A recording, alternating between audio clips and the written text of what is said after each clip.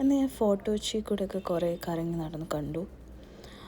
ഇവിടെ ഒരുപാട് ചെറിയ ചെറിയ ഷോപ്പുകളുണ്ട്. അവിടെ കമ്മലുകൾ, മാലകളൊക്കെ ഉള്ള 50 രൂപയൊക്കെ ഉള്ളൂ. അപ്പം ഞാനും ഒരു 2-3 കമ്മൽ മേടിച്ചു. പിന്നെ ഒരു ഓട്ടോ ചേട്ടൻ ഞങ്ങൾ അവിടെ എല്ലാ ഫേമസ് സ്ഥലങ്ങളും കാണിക്കാമെന്ന് പറഞ്ഞു. ഫസ്റ്റ് തന്നെ പോയത് സെൻറ്റ് ഫ്രാൻസിസ് ചേർച്ചിലാണ്.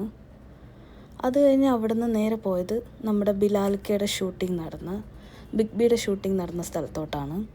അത് ഞാൻ ഫസ്റ്റ് ടൈമാണ് കാണുന്നത്. ഫിലിമിൽ മാത്രമേ കണ്ടിട്ടുള്ളൂ. So I was so excited. ഒരുപാട് ചേഞ്ചസ് ഒക്കെ വന്നു. മൂവിയിൽ കാണുന്ന പോലെയല്ല. ഇപ്പോൾ ഒരുപാട് വർഷങ്ങൾ കഴിഞ്ഞുകൊണ്ടാണെന്ന് തോന്നുന്നു. ഞാൻ 1 വർഷം എറണാകുളത്തുണ്ടായിട്ട് പോലും എനിക്ക് ഇത് വന്ന് കാണാൻ പറ്റിയിട്ടില്ല. പിന്നെ നേരെ കൊണ്ടുപോയത് സാന്റാക്രൂസ് കാത്തഡ്രലാണ്. അതിനുള്ളിലൊരു ബാപ്റ്റിസം നടക്കുന്നതുകൊണ്ട് തന്നെ പെട്ടെന്ന് കയറി ഇറങ്ങി. അവർക്കൊരു ഡിസ്റ്റർബൻസ് ആവണ്ടെന്ന് വെച്ചു. പിന്നെ നമ്മൾ പോയത് ഇന്ത്യൻ നേവൽ മ്യൂസിയത്തിലാണ്. അവിടെ ഒരുപാട് അവരുപയോഗിച്ച യൂണിഫോമിൽ ഗൺസ് അതെല്ലാം എക്സിബിഷൻ പോലെ വെച്ചിട്ടുണ്ട്.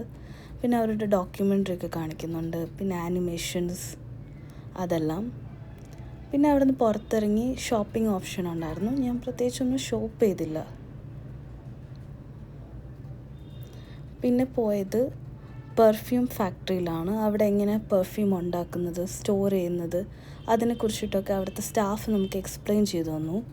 നമുക്ക് പെർഫ്യൂം പർച്ചേസ് ചെയ്യാനുള്ള ഓപ്ഷനുണ്ട്.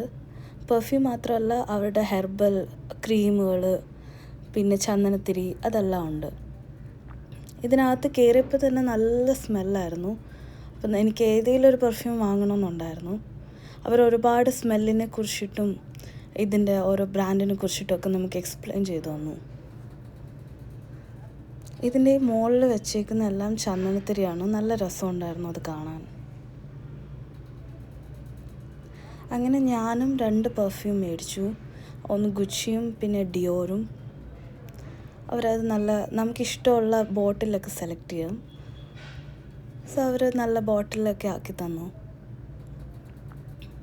അതിൻ്റെ കൂടെ ചെറിയൊരു സാമ്പിൾ ബോട്ടിലും തന്നു.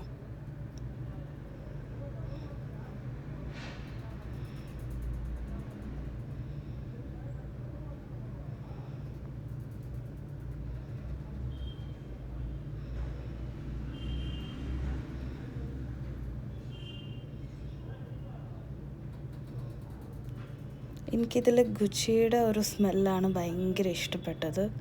പിന്നെ ഞാൻ അവിടെ നിന്ന് ഒരു കുക്കുംബർ ഫേസ് പാക്കും വാങ്ങി. അത് കണ്ടപ്പോൾ എനിക്ക് നല്ലതാണെന്ന് തോന്നി. പിന്നെ സോപ്പുകളൊക്കെ